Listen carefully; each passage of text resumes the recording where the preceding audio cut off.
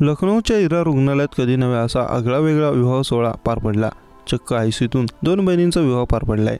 मुस्लिम समाजातील 2 बहिणींना आयसीयू मध्ये लग्न करण्याची मुभा रुग्णालय प्रशासनाने दिली। त्याला कारण होते त्यांच्या आजारी वडील। रुग्णाच्या कुटुंबाची परिस्थिती लक्षात घेऊन रुग्णालय प्रशासन सुद्धा मदतीला धावून आले। याशिवाय वराडींना कोणत्याही प्रकारची कोणता संसर्ग लागू नये यासाठी विशेष व्यवस्था सुद्धा करण्यात आली। आयसीयूचे डॉक्टर मुस्तहसीन मलिक यांनी माहिती दिली की दोन्ही बहिणींचे वडील रुग्ण सुफी सय्यद जुनेद साबरी वय वर्ष 55 यांना छाती संसर्ग झाला होता। त्या कारणास्तव 8 जूनला नववधूंच्या वडिलांना रुग्णालयात भरती करण्यात आलं होतं। दोन्ही मुलीचे लग्न 22 जूनला मुंबईत करण्याचे ठरले होते, पण वडील नसल्याने लग्न खोळंबलं होतं।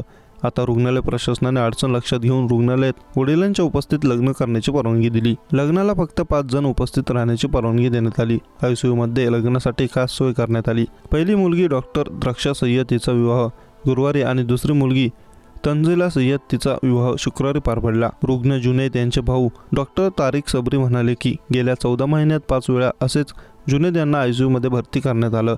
यंदा लग्नात असा प्रसंग ओढवल्याने सारे चिंतित होते। अशावेळी रुग्ण जुनैद यांचे भाऊ तारिक सबरी यांनी प्रोफेसर डॉक्टर मुस्तहसीन यांना कल्पना दिली। त्यांनी रुग्णालय प्रशासनाकडून लग्नाला परवानगी मिळवली, डीनकडून होकार मिळवला आणि दोन्ही बहिणींचे वेगवेगळ्या दिवशी 5 लोकांच्या उपस्थितीत लग्न उरकले।